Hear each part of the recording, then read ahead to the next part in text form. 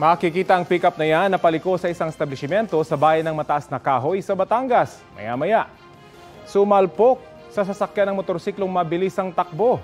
Nahulog ang rider sa kanyang motor pero nakabangon din siya agad. Dinala na sa ospital ang rider na sugatan.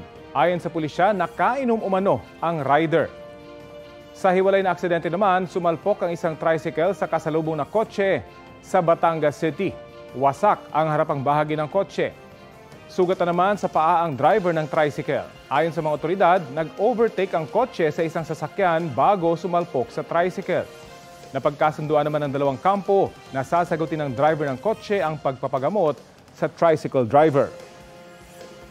Kapuso, alamin ang maiinit na balita. Bisitahin at mag-subscribe sa GMA Integrated News sa YouTube.